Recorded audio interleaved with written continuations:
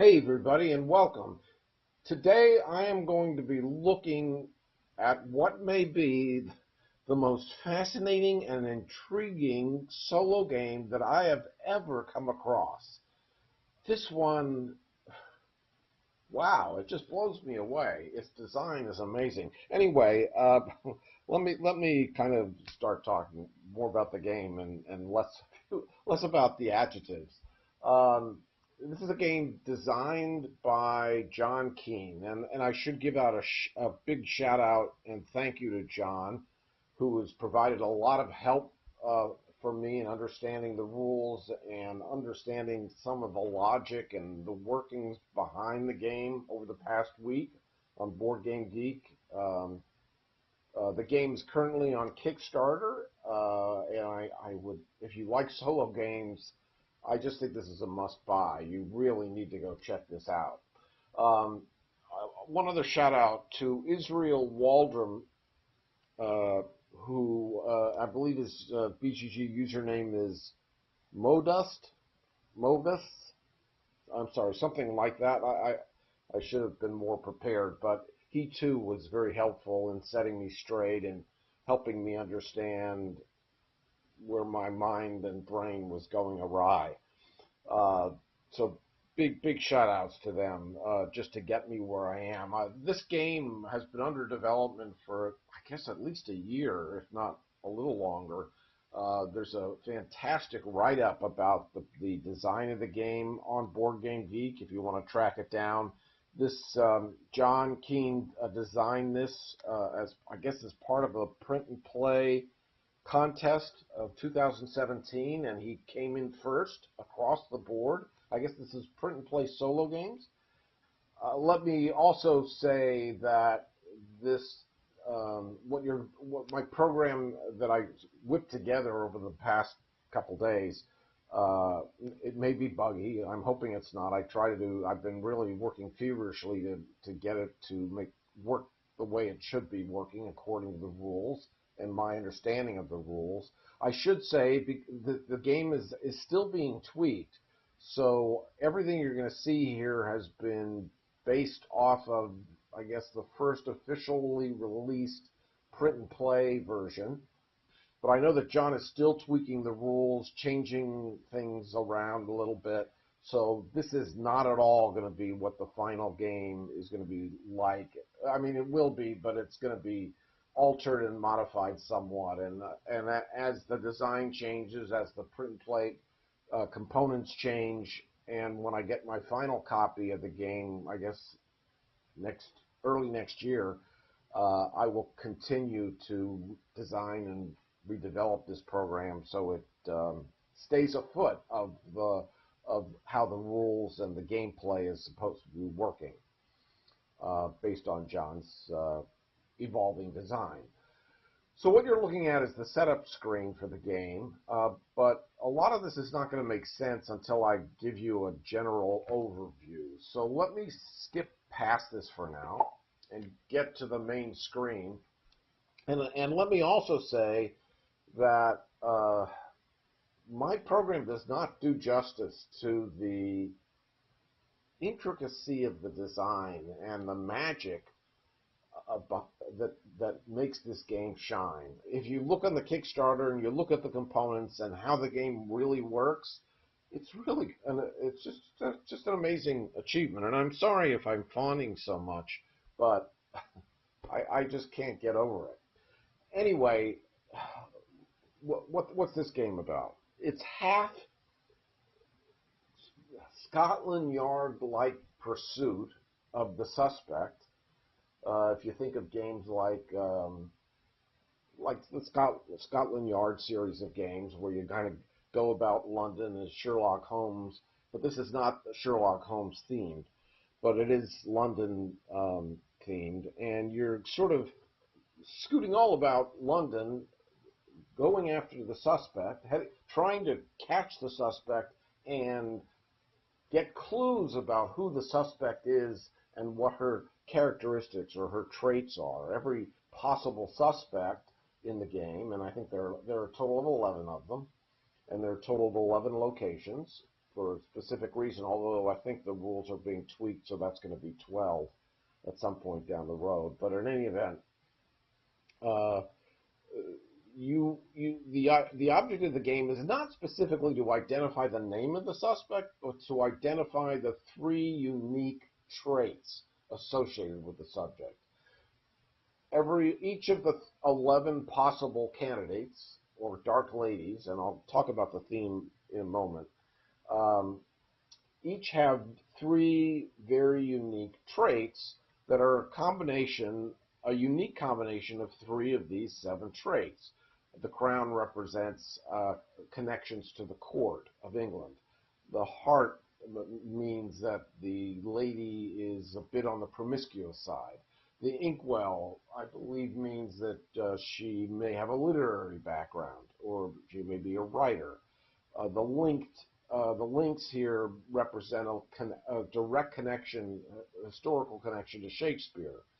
The musical note means a musician or a musical background. The rattle means she has children, and the ring means she's married. What's the theme here? The theme is actually based on history. It's based on the sonnets of William Shakespeare and the mysterious dark lady that he writes about in, what, maybe half of those sonnets. I'm not a Shakespearean expert here, and there's plenty of write-up on the web, part of which John has put together about the historical background surrounding the Dark Lady of Shakespeare's sonnets. It's still a mystery to this day who that Dark Lady really is, if she in fact truly existed, or maybe she was amalgam of actual people that Shakespeare knew, or a fantasy, or an actual person. We'll never know for sure. Anyway, the game surrounds 11 possible candidates for the Dark Lady. The Dark Lady that uh, Shakespeare references in so many of these sonnets.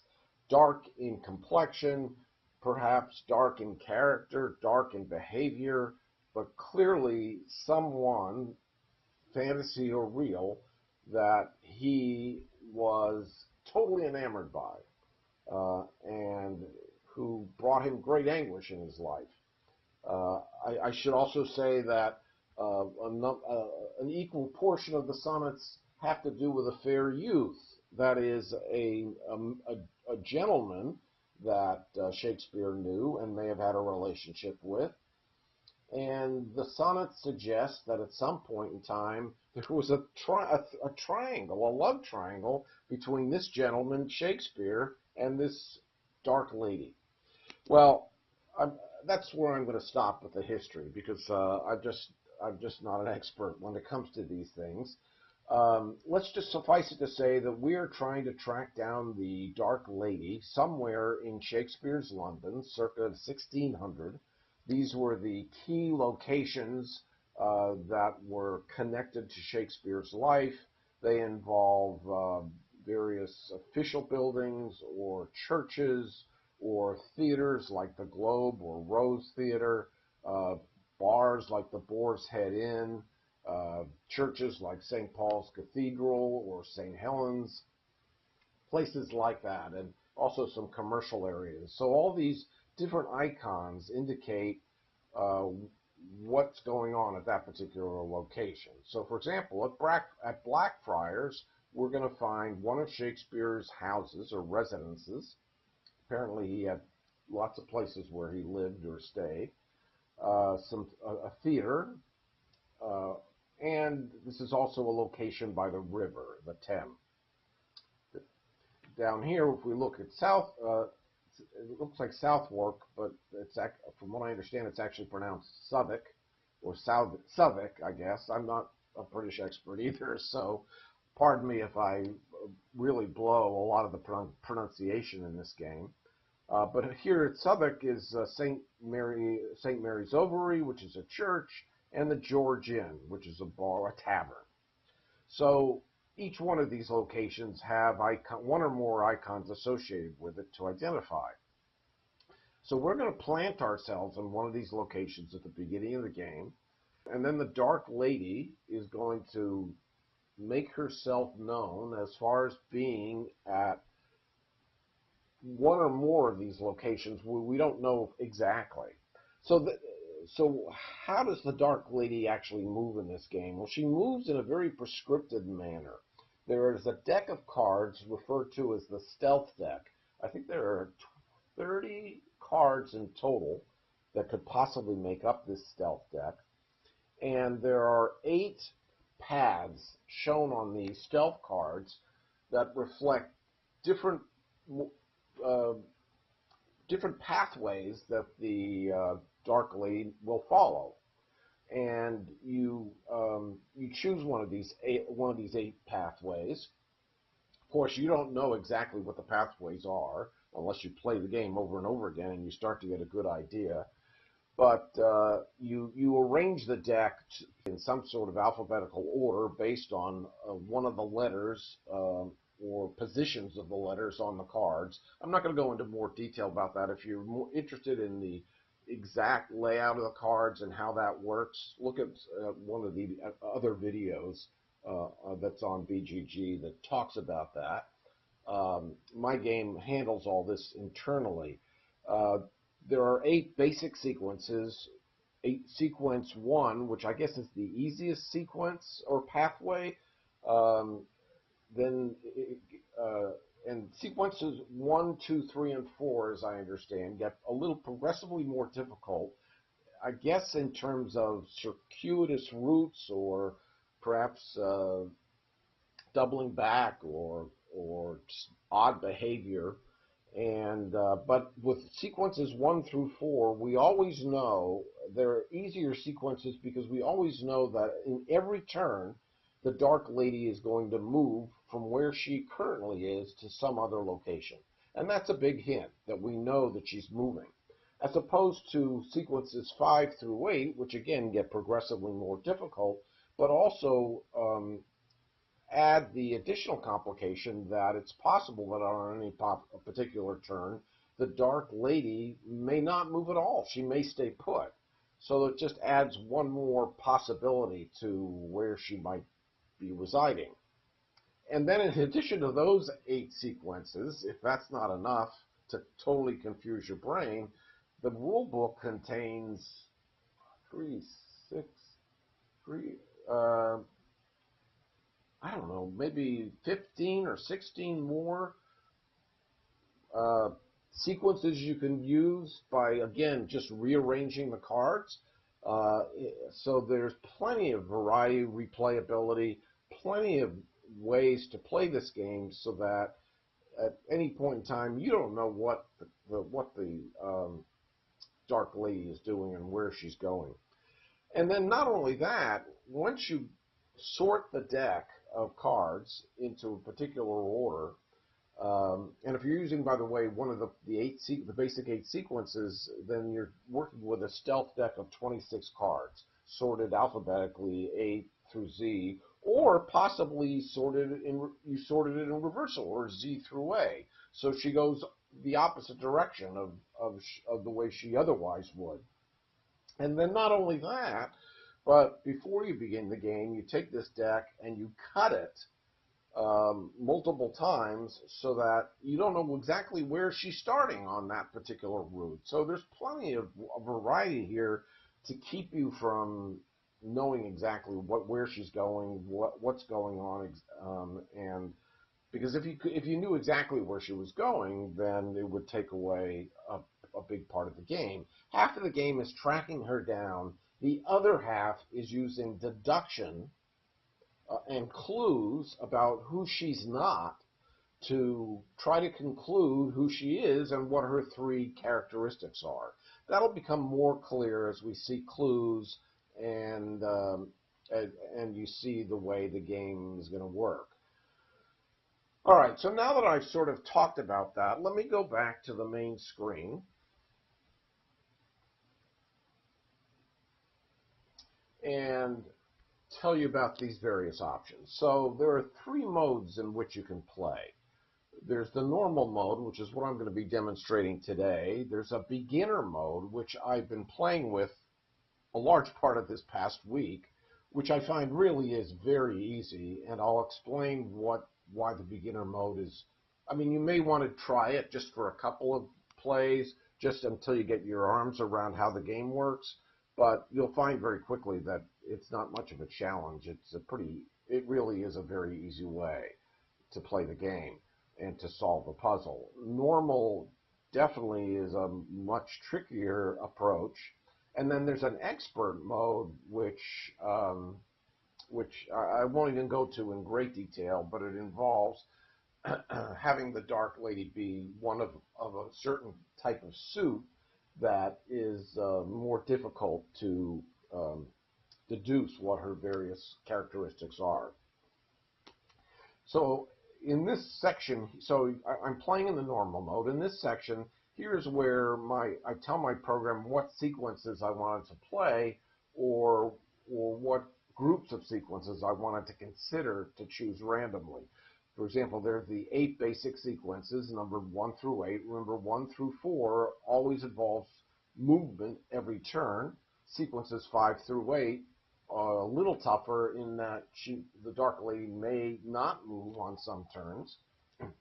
And if I make this selection, my program is going to randomly choose one of the 8 possible sequences, or this selection, it'll choose a random sequence between 1 and 4, or 5 and 8.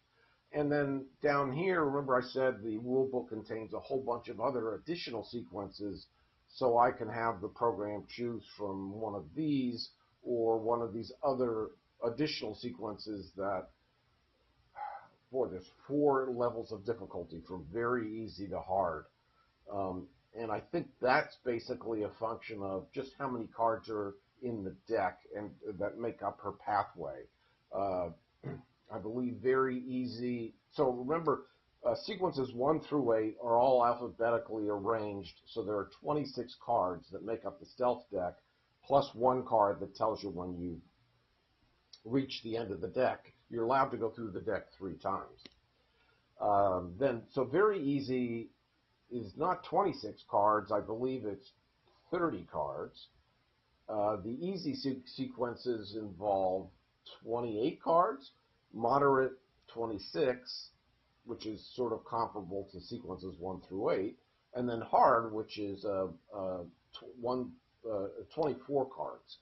The fewer the cards in the deck, the faster you'll get through the deck, and the quicker you'll end the game and lose. So the more cards in the deck, the easier it's going to be for us. So for demonstration purposes, I'm just going to go with sequence number 1. Now we'll just sort of play the game, and hopefully, because it's a pretty easy way to play, I'll not only be able to demonstrate how the game works, how some of the logic works, and by the way, I'm no expert at this, but I'll do my best, and if I apologize if I make blatant errors in logic, or my program doesn't work exactly the way it should according to the rules. I think it's going to work right, and other things like that. So I just apologize in advance if there's a goof up somewhere along the way. Okay, so here we are once again. The Dark Lady is somewhere. We don't know where yet.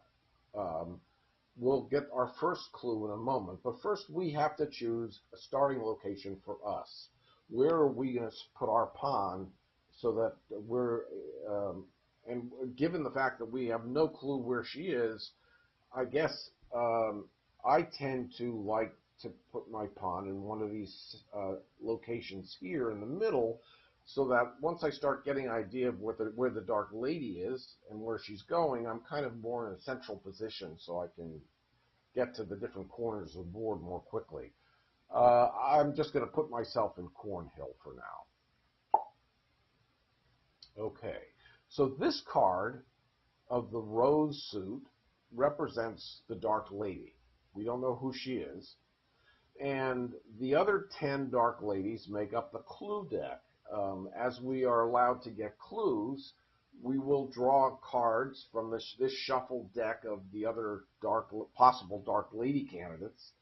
Now, the current rules state that the card that matches the suit of the actual Dark Lady should be on the top of the clue deck, and so that will be the first one we draw.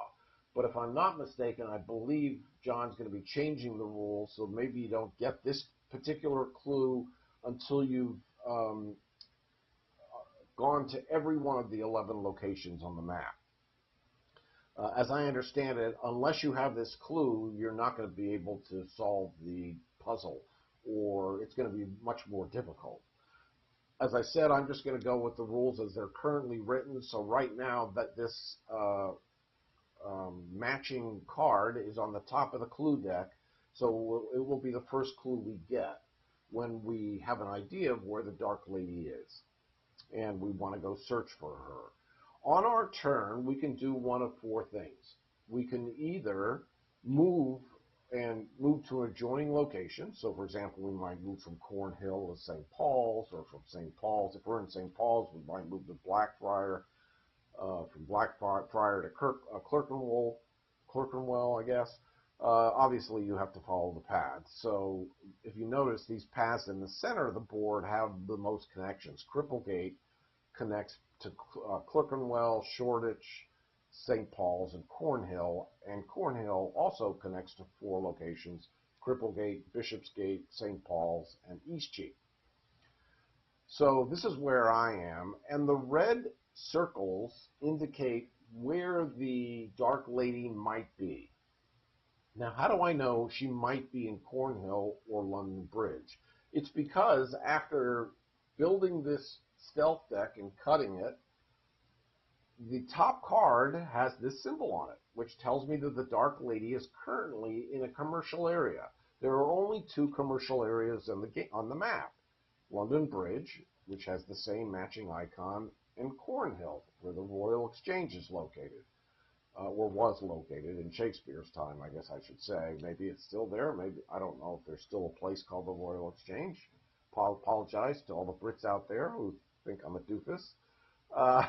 So right now we know that she's in either one of these two locations. And then, depending upon what the next card is, it'll give us some idea of where she went to next. Remember, we know that she's going to move during every possible turn. Every time we pull a new card, we know she's going to be in a new adjoining location.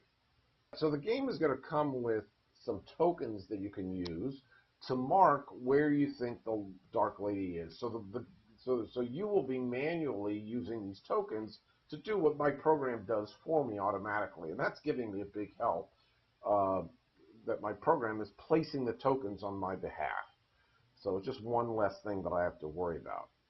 Okay, let's start the game and see what the next card is in the stealth deck. So this card on the top is going to get moved to the bottom. Remember, at the bottom of the deck right now is this countdown card. Once we hit it, if we hit it 3 times, we've lost the game. So we can only go through the deck three times before we lose. So when we start the game, this card's going to get moved to the bottom of the deck, and it'll reveal what the next possible stealth card is that tells us where the Dark Lady is. Okay, so let's start the game and see.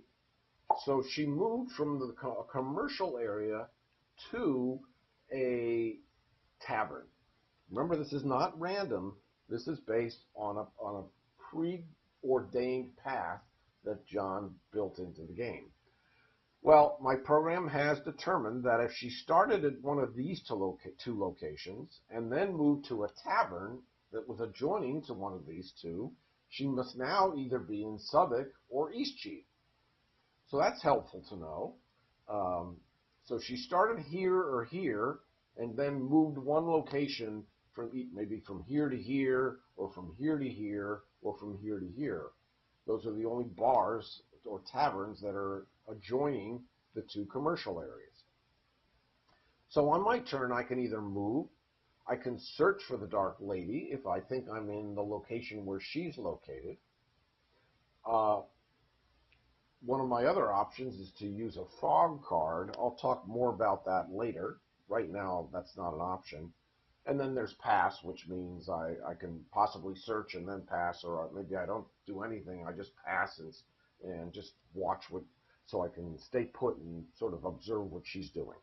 Well, because it's the beginning of the game, and now if I was lucky enough to have started an Eastcheap or Southwark, I would have a 50-50 shot at finding the Dark Lady and getting some clues about as to who she is. But I'm not so lucky. And remember I said there's a beginner mode that really is very easy. The beginner mode allows you to both move and search in the same turn. Normally you got to do one or the other. So you might be able to see that if I could move and search, I would move from Cornhill to Eastcheap and then take a 50-50 shot at searching for the Dark Lady in Eastcheap, and hopefully if I was lucky enough to find her, I'd get some clue. But in the normal game, in the expert game, as well as the expert game, I should say, you have to try to figure out where she's going and intercept her or let her come to you.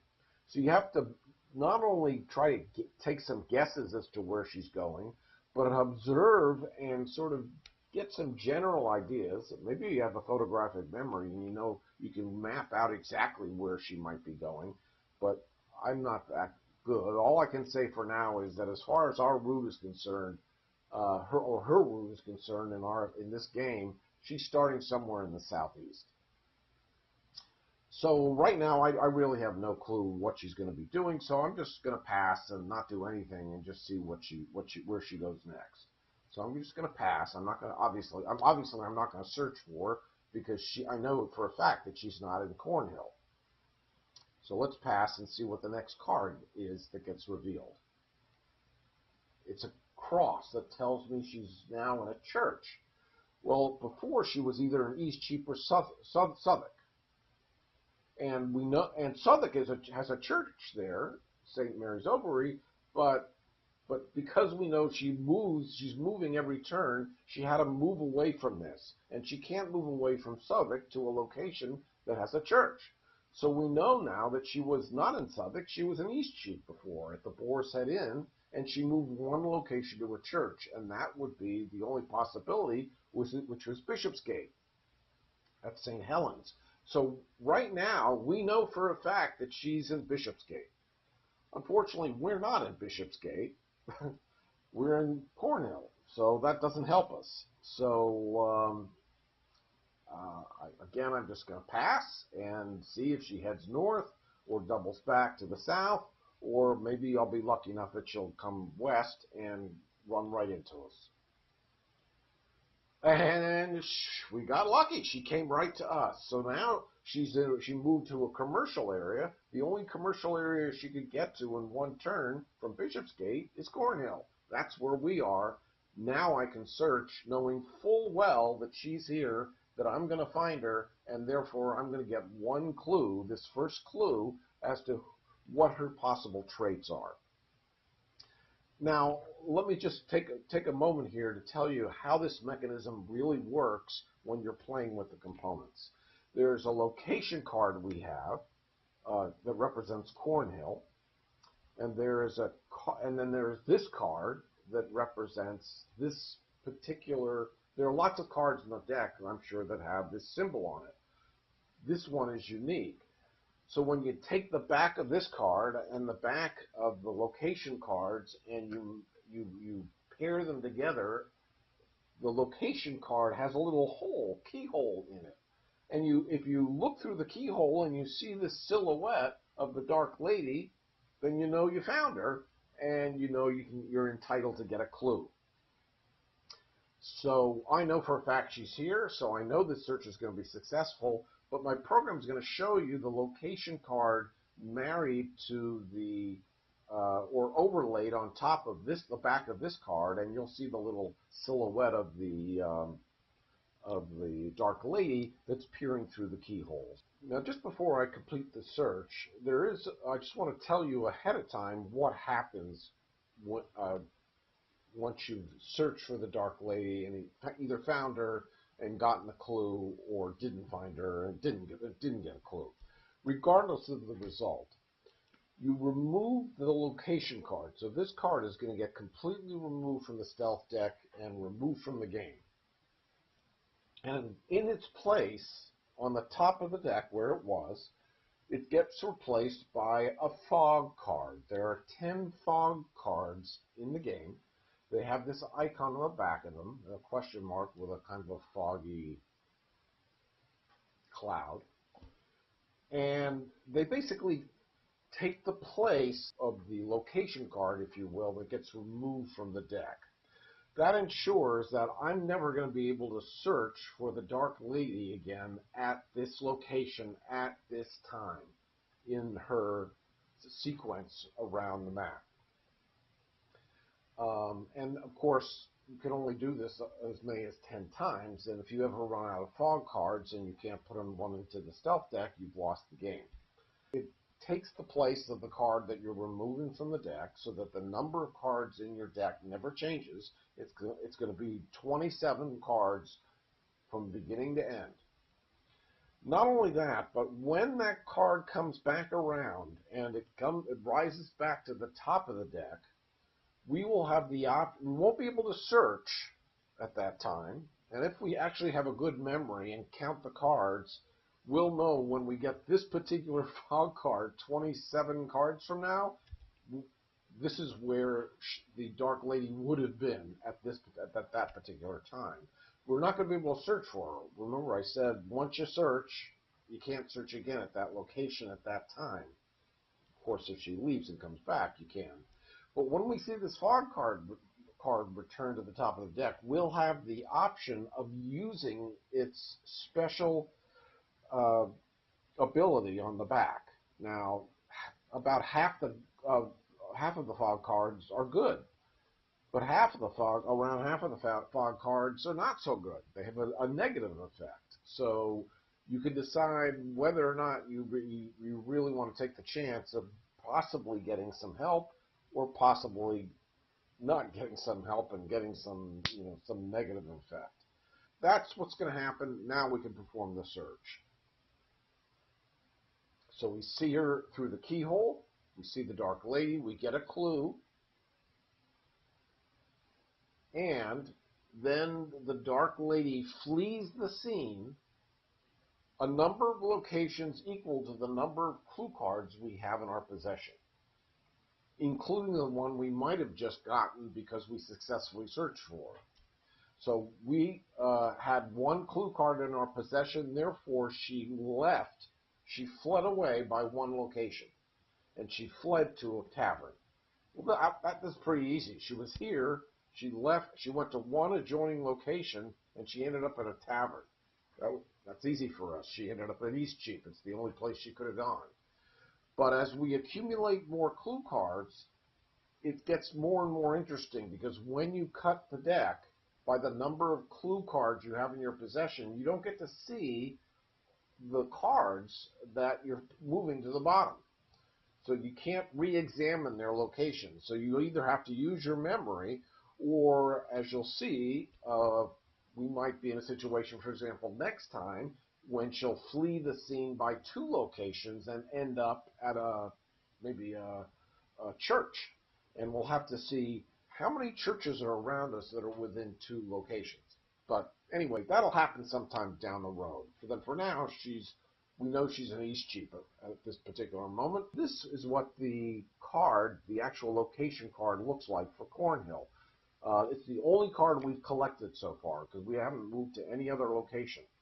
And this happens to be what the back of the card looks like. It has a passage from one of the Shakespeare's, I guess, Dark Lady sonnets. Or maybe not. I'm not sure. I'm sure it's definitely from one of his sonnets. And if you look at the other side, you can see that it's the card matching Cornhill. And this little keyhole or punch through, depending upon which side of the card we're looking at, is on one side or the other of the card. So when you marry the location card, you put this side of the card on top of the back of this card, and then you will either see the Dark Lady appear through the keyhole, or you won't see her, because there are 11 possible locations where she might be on this card, And depending upon where the keyhole punch is, you may see her or you may not see her. All right, so we got a clue now. We got this matching suit clue that says that because the Dark Lady is a member of the Rose suit, this card tells us that the Dark Lady has one of these icons or traits in common. So we know from this card that the Dark Lady is either a musician, or she's connected to the crown or the court, or she's has a literary background. Maybe she's a writer. But she's only one of those things. So if we figure out which one she is, we know the other two she's not. But with this one clue, we can't really determine. We'd be guessing, and it really wouldn't help us. So we're just going to keep this clue in our possession, and as we get more clues, hopefully we'll be able to narrow down who this Dark Lady is. But we are going to end this particular turn, so she is going to move again to some other location, and she's going to go to one of Shakespeare's residences. The only residence immediately adjacent to Eastcheap is this one in Bishopsgate. So again, we know she's here. Now the question is, do I follow her because I think she's going to go north, or do I follow her, or do I go maybe to Eastcheap because I think she's going to double back, or do I just stay put because I think she's going to go west? I don't know. This is our first time through the deck, so frankly, one guess is as good as any. So I think for now, I'm just going to stay put and see what she decides to do. So we're going to pass. Oh, that's fantastic. She doubled right back into Cornhill. Great for us. We're going to be able to do now another search. She went to a commercial area from Bishopsgate, and again, of course, that means she had to end up in Cornhill. So again, I know this search is going to be successful. I'm going to get another clue card that may give us more information about who the Dark Lady is. But at the very least, then we know that she is going to flee the scene by 2 locations. Let's see what happens. Again, I know this search is going to be successful. There she is in the keyhole. There's our new clue card. And she has fled 2 locations, ending up in a location by the river. Okay, how could she get to a riverside location that is 2 locations away? She could have gone to St. Paul's and Blackfriars, that has the boat, or she could have gone from Cornhill to Eastcheap to London Bridge, that has the boat. She couldn't get to Liberty of the Clink in two moves. So we know she's either here or she's over here. Doesn't help us because those are on opposite sides of the board. So that's not going to be terribly useful to us. Anyhow, we're going to pass, and we're going to see where she goes next. And then I'll take a second to look at this next clue card that we got. She went to a rural area. That means she couldn't have been at London Bridge because the only rural areas are up here in the north. She went to Blackfriars and then went to one location north of her to get to Clerkenwell. So again, I know exactly where she is. Doesn't help me because I'm over here in Cornhill. Okay, before I decide what I'm going to do in terms of my movement, let's see what this other clue card tells us. So this other clue card says that either our Dark Lady has 2 of these traits. She might be a writer and a musician, or a writer and married, or a married musician, or she has none of those traits. Again, not enough information, even when coupled with this card, to give us anything we can definitely conclude at this point. So again, I think it's premature to make to draw any conclusions about these 2 clues. We'll wait until I get some more information. At this point, do I want to pass, or do I want to move possibly into Cripplegate or to Bishopsgate? I just don't know.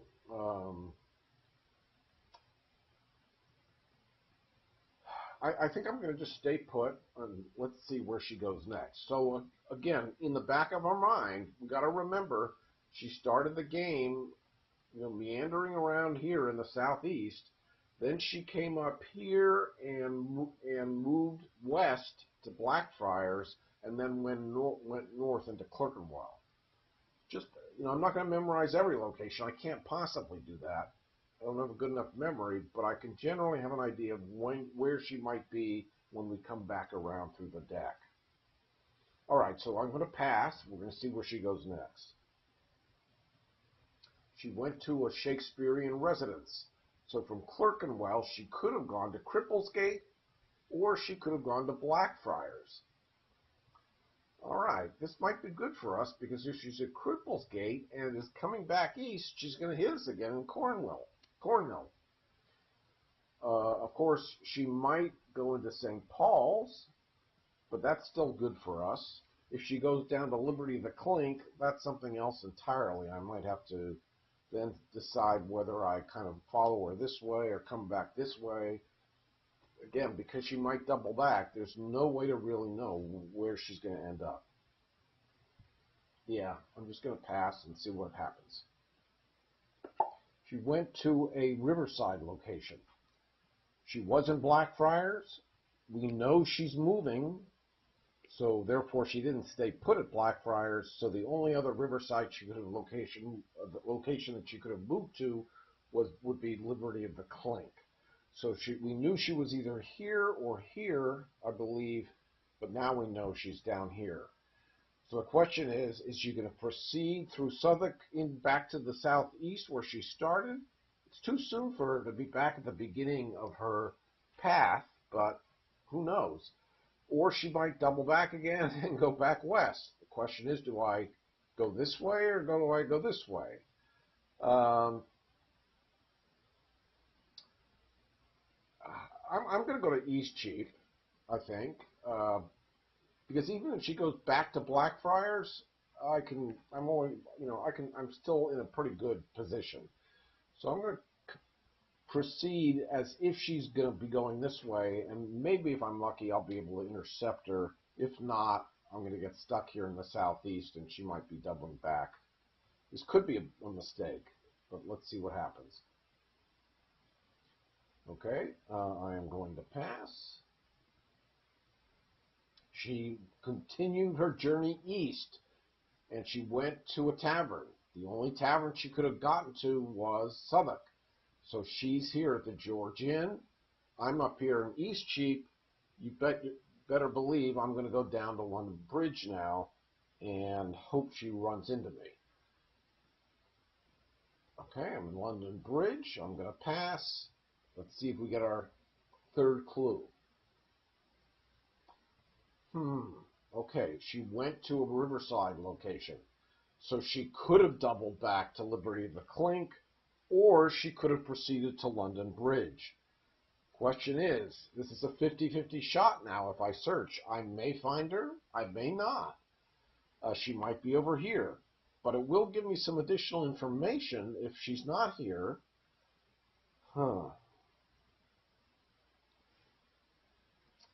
Let's go for it and just see what happens. She is in London Bridge. We get a third clue. She flees by 3 cards. 3 cards are moved from so the card that represented London Bridge, where we search, is removed from the game, replaced by a fog card. So now our fog deck is down to 7. And then the Dark Lady moves 3 spaces, represented by the fact that 3 cards are moved from the top of the deck to the bottom of the deck. And since she was in London Bridge and she moved 3 steps to a commercial area, she can't be in London Bridge because she can move here and back, but that's 2 steps. And remember, we're playing a sequence in which we know that she moves every single turn. She never stays still. So the only possible commercial area she could be in is Cornhill. She must have gone from London Bridge to Eastcheap to Bishopsgate, west to Cornhill. Those were the 3 steps she took. each step represented by a card that was moved to the bottom of the deck. Now, those cards are moved as a block, so you don't actually get to see we never saw the tavern card or the house card, or maybe it was a cross card, whatever.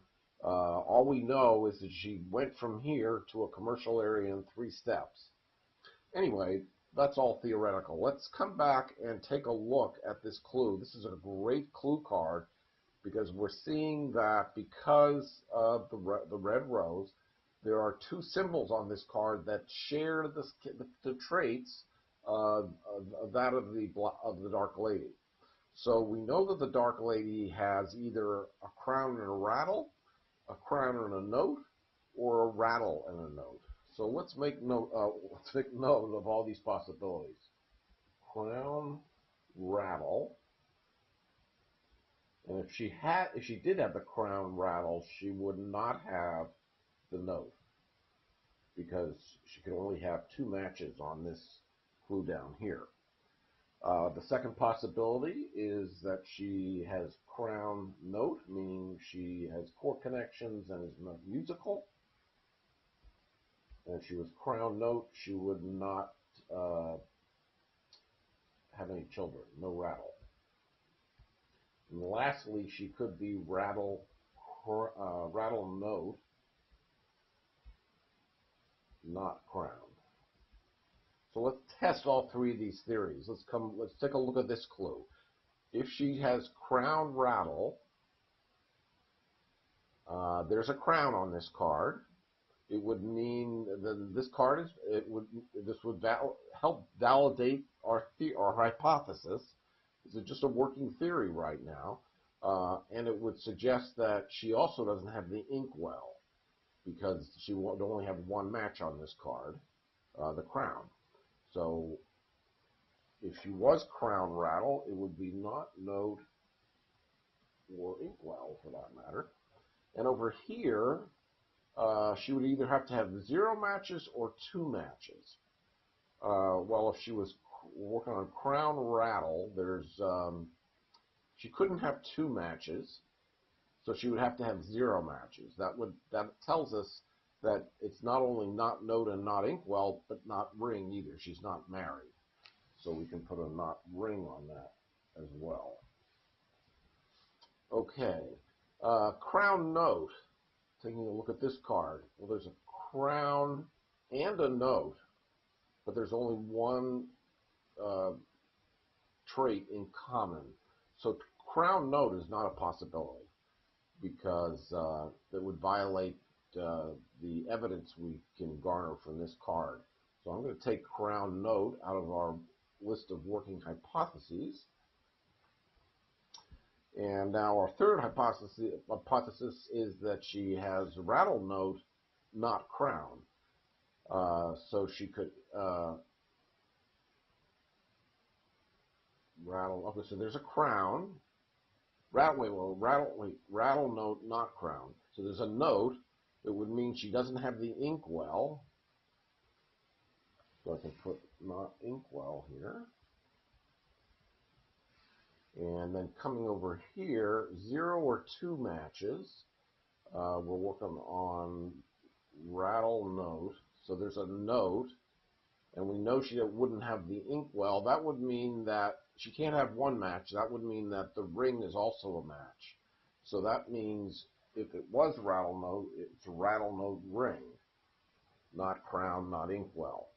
So we have one theory here that suggests that we could just find her again, do a successful search, and then confront her with rattle note ring, and if we were successful, we'd earn more points as a result. However, there's a risk we'd lose because maybe she might have the crown rattle combination instead. So, you know, it's whether do we go for the higher points and risk losing the game, or do we wait until we have an assurance of which of these theories, working theories is correct. Now, in the meantime, we know for a fact that she doesn't have an inkwell because both of these theories say no inkwell. So I am going to come down here and flip our inkwell token to its other gray side, indicating that we have ruled inkwell out of the equation. That's definitely not a possibility. But crown, rattle, and rattle, note, ring are the two other possibilities. All right, anyhow, let's see where she goes next. She went to a Shakespeare residence from Cornhill. In one step, she could have gone to Bishopsgate, or she could have gone up here to Cripplegate. In any event, she's heading north, so I think on this turn I'm going to move to Eastcheap and pursue her. So we're going to go there. That's our turn. Let's see where she goes next. She goes to a rural area. So before, she was either here or here. One step could have gone to Clerkenwell, or one step from Bishopsgate to Shoreditch. So in either case, she's up in the northeast or northwest corner of the map. And we just have to remember that, remember she started the game down here in the southeast, came up here, came to Cornhill, went through Cripplegate, and now is in one of these corners. We just don't know which. But I think that's sufficient information for me to go to Cornhill. I think that would make the most sense. Yeah, let's go to Cornhill and see what her next move is. She moved to a Shakespeare residence again. So from here, she could have gone to Cripplegate or down to Bishopsgate. From here, she could have gone east to Cripplegate or south to Blackfriars. So lots of possibilities as to where she might be right now. I think our best bet is probably to stay put until we get some more information, because she might, if she is in Cripplegate or Bishopsgate, she might come back to Cornhill. On the other hand, if she's in Blackfriars, she may go north back to Clerkenwell, east to St. Paul's in our direction, which is still good for us, or she may go south to Liberty of the Clink. I think we're going to stay put and see where she goes from here. She goes to a church, so she wasn't, one of the possibilities was Bishopsgate. There's no way she could get to a church in one step from Bishopsgate, and we know she didn't stay at Bishopsgate, so that rules that out. She was also possibly in Cripplegate. She could have gone this way to Clerkenwell or this way to St. Paul's. She was also possibly in Blackfriars, so she could have gone this way to St. Paul's or this way to Clerkenwell. In any event, she was in this corner. So what would she do? She went to Cripplegate, then across, then she might have gone this way or that way, then she went to the Blackfriars and then back to Clerkenwell. So now she's kind of hanging out in the northwestern corner of the board. Do I move in this case? If I go west and she starts coming this way, she's going to be ahead of me. I'm not going to catch her. So if I think she's going south, I should go this way and intercept her on the other side. On the other hand, if she's going this way, Cripplegate would be the best place for me right now.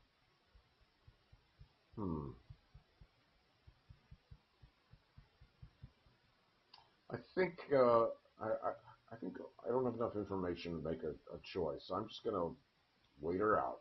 So let's just pass and see what happens next. She goes to a theater, so she's gone to Blackfriars. So she might have been here or here, but in any event, she's here. So she may still come east toward us to St. Paul's. She may go back north. She may come south. Again, we really don't have enough information to judge what she's going to do next. So I'm just going to continue. She went to a house from Blackfriars. The only house she could have gone to was Liberty of the Clink. So this suggests that she's coming this way. And she's either going to continue in this direction, or she's going to backtrack and go back this way. I think I'm going to go to East Cheap, because even if she does backtrack, it's not a terrible move. I could easily, it's not a point of no return. So I think I'm going to try and go to East Cheap here and see if she decides to continue east or go back to Blackfriars. She went to a tavern. The only tavern she could get to from Liberty the Clink in one step is Southwark. So we're looking good here. I'm going to come south to London Bridge, and with a little bit of luck, she'll meet me there on the next turn, and I'll get another search card, another clue card. She's gone back to Liberty the Clink.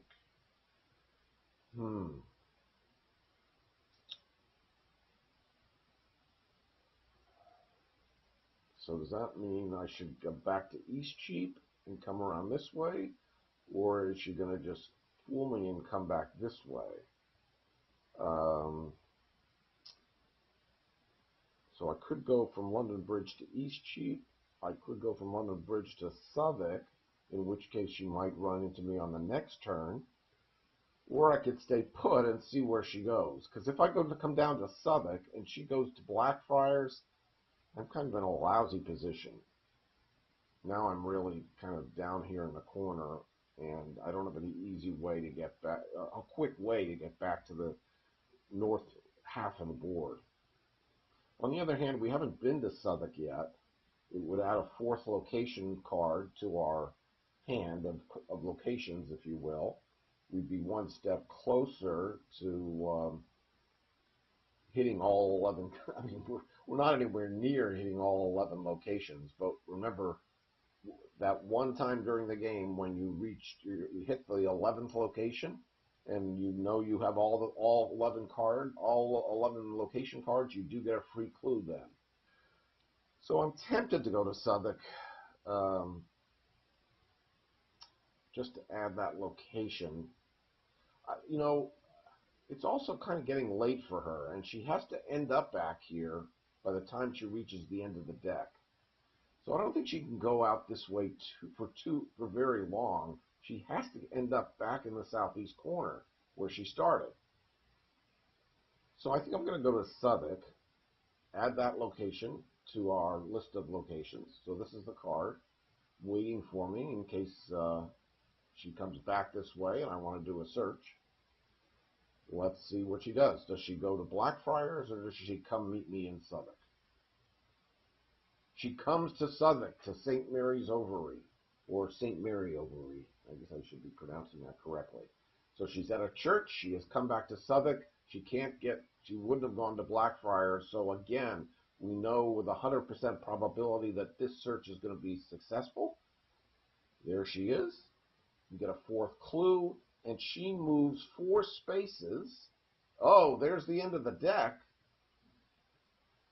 And we've run into a fog card, but since we ran into the end of the deck and she moved 4 spaces, I think she's at Cornhill, because that's where we did our first successful search, where that fog card would have been introduced into the deck.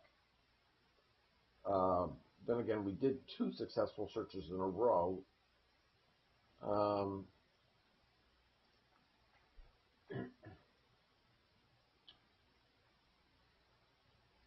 I think she has come back to Cornhill. I think she's in Cornhill right now.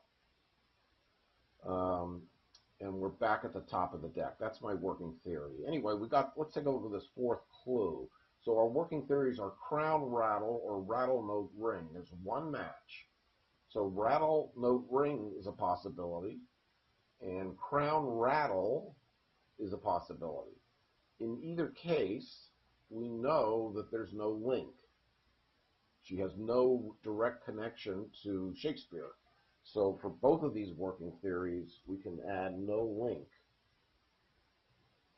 to our list of traits that she does not have. And I can come down here and flip the link tile token to indicate that. But unfortunately, this hasn't helped us narrow down our two theories into one, so we still have to get another clue for that. Let's end our turn and see. Now, if I'm correct, we started in Cornhill. She kind of started in either Eastcheap or Bishopsgate. She came to Cornhill. We did a search. She went to Bishopsgate, I think, and then came back to Cornhill, and we did a second search. So I kind of think this fog card reflects the first search we did in Cornhill. So I'm thinking she's going to be moving to Bishopsgate on this turn, I think. Unless this fog card represents the second search we did in Cornhill, in which case she might be moving already into this direction.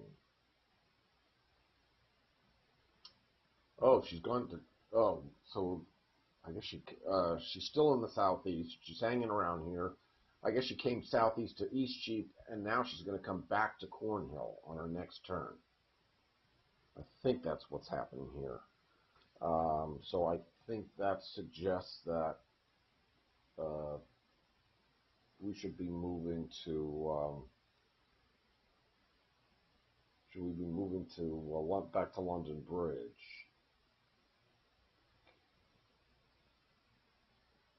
Or we can, yeah, I think we should probably move to London Bridge, because we do know that at the top of the deck, she hangs around here for a bit and then heads in this direction. So I'm just going to come after her in this direction, and the next card is a house. Okay, so she's gone up to Bishopsgate. I think then she comes back to Cornhill. So we're going to come to Eastcheap, but we're not going to get to Cornhill in time. Well, we've just encountered another fog card at that point. Remember, we can't do another search in Cornhill at that particular moment in time. So if this is a fog card, then I think it represents the fog card when we did our second search in Cornhill, if you're following me. Again, I don't have a great memory, but I'm trying to really pay attention here for purposes of this video. Okay, it's a fog card. So my program doesn't make an assumption, but I can make an assumption based on the knowledge that I know we're at the beginning of the deck, our second run-through of the deck, that she has now returned to Cornhill, and we were here and we did a second search. So as I recall, she went this way and kind of ended up in Clerkenwell and then came this way, and that's when she started coming back down again. She never goes to Shoreditch. So I'm just going to move the... Oh, now when you get a fog card on your turn, you do have an option of using it. There's a 50-50 chance, roughly, I think, that the fog card is going to be good for you, or a 50-50 chance, roughly, that it's not going to be good for you. It's going to be bad for you. There's some nice effects. There's some really negative effects. I think we might as well use the fog card for purposes of this game, just so you can see how it works. And if we get a bad break, we get a bad break. Ha! We got the one that says look ahead at the backs of the next 5 stealth cards. So we know from here that she goes to a church, then a boat, then a tree, a house, and a boat again. So we think she's in Cornhill right now. And by the way, when you use a fog card, the first thing you do is take another fog card and slide it underneath the fog card that you're going to be looking at. So that, again, even though we're removing this fog card from the deck, it gets replaced by another fog card, so the deck still contains 27 cards. This card, look ahead at the backs of the next 5 stealth cards, gets moved to the bottom of the fog deck. So it's just a switch of fog cards. But the count of the fog cards in the fog deck won't change as a result. So anyway, she was here. She goes to a church. I think we concluded she went to St. Paul's. Then she goes to a boat. So I think she goes to Blackfriar. Then she goes to a tree, up to Clerkenwell. Then she goes to a house. back to Blackfriar, and then a boat to Liberty of the Clink. So this is what she's doing.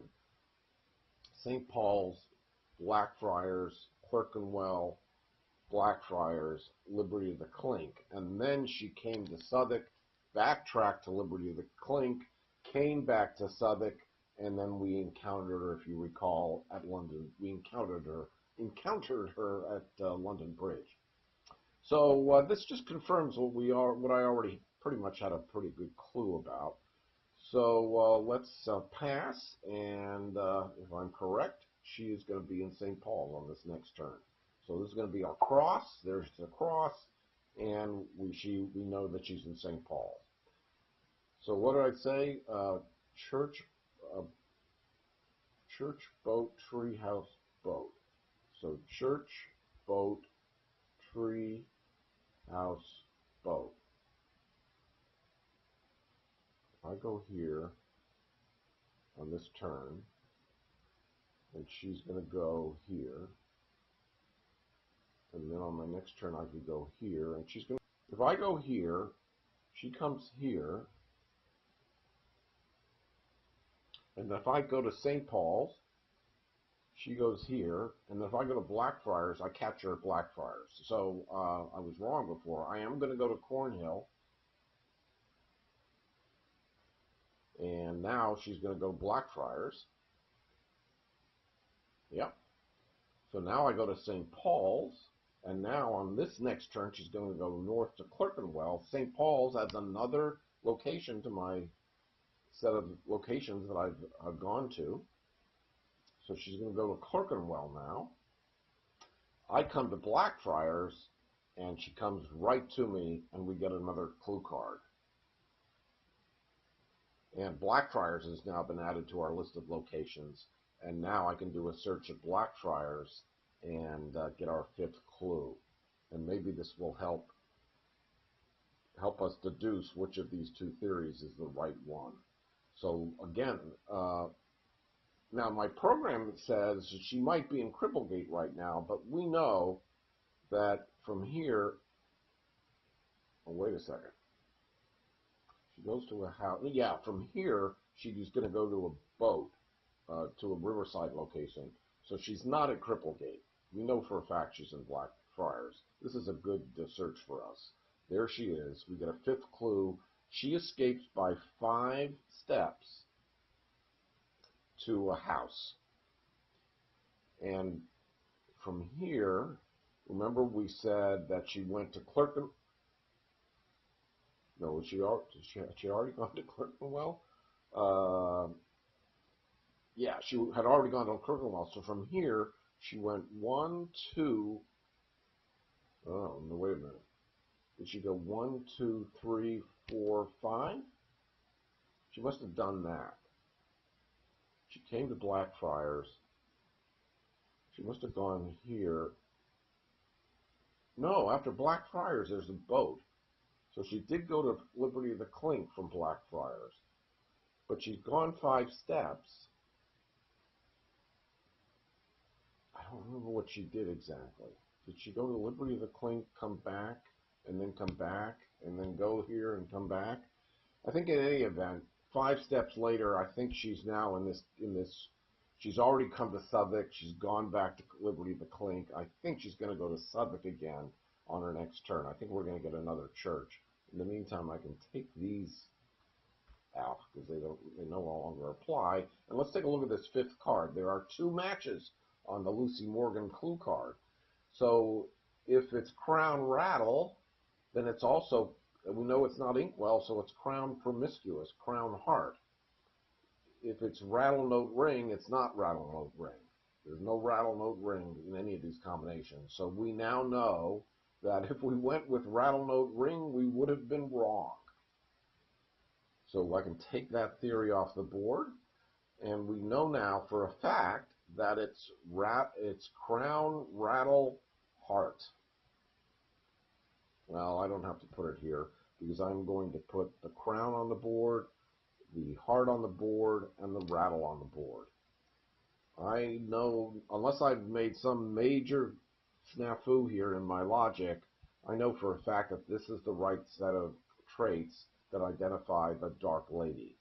Um, and all we need to do now at this point is find her again, do a successful search, and then confront her, and we'll have won the game. So she advanced 5 cards. I think she's heading back to the southeast corner. I think my best bet is to go this way. Well, first of all, we have to end this turn, so we're going to see if she goes to Southwark. Oh. She's farther along than I thought. I guess, somewhere I think I messed up. In any event, I think my next move should be to go to St. Paul's, because we know eventually she comes to Cripplegate.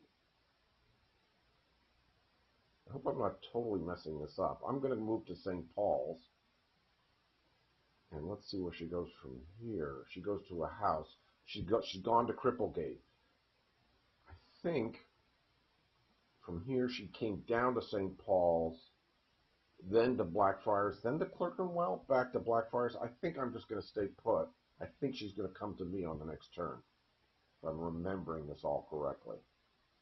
So I'm just going to pass. So what did she do after Clerkenwell? Did she come down to Blackfriars? Or did she first go back to Cripplegate? Now my memory is escaping me. Well, I know she's coming to Blackfriars again, except we can't search for her in Blackfriars. We've already searched for her at Blackfriars. At this moment in time, remember, we can always do multiple searches at any one location, but they would have had to have been at different steps during her path. I think I need to move to Blackfriars.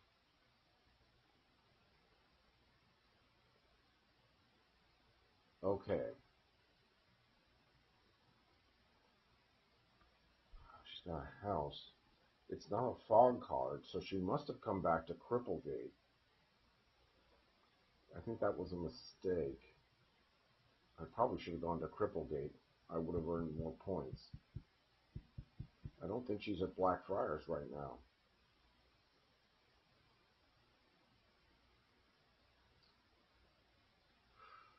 Darn it. That's going to cost me a few points. That mistake. I'm going to come down to Liberty the Clink. We have not searched for her there. So I'm going to come down here and I'm just going to wait for her at this point.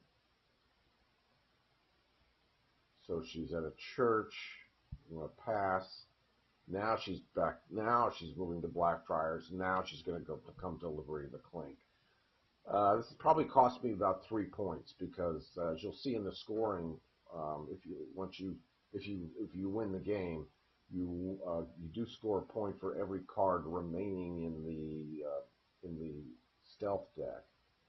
All right, so I'm just going to pass. She's going to come to Liberty the Clink right now, and now I can do a search and confront her and end the game. So there's the search. There she is. We get a 6th clue. Doesn't matter. Oh, and there's the bottom of the deck. So now we're at the top. Now we're near the top of the third and last round through the deck. Doesn't matter because we are now going to confront the Dark Lady and probably win the game. I guess I should look here, but based on Crown, Rattle, let me get rid of all this. We think we got Crown, Rattle, Heart, one match, and it's the Rattle. Because we've ruled out Note and Ring. So we're good. We're going to win the game here. And our final score is 32 points, which is not bad. I think the worst you can do is Chimney Sweep. And then Golden Lad is, I guess, the second tier. And then above, there's another tier above that and another tier above that. So this is a pretty respectable score. Even if we didn't lose those 3 points, we would have had about 35, and we still would have been golden lad. In either case, I'm very happy with the score. So how does the scoring work? You get 1 point for every card remaining in the stealth deck until you hit the um, countdown card. You don't count the countdown card. So you get 1 point for each card remaining in the deck. If you were so good that you did it in only one round through the deck, you get an extra 26 points because you basically you're getting 1 point until you would have run out of cards and lost the game. You also get 2 points for every fog card, or is it every clue card remaining? I think it's 2 points. Oh, darn it. Let's take a look at the rules. I forget. It must, I think it's fog cards.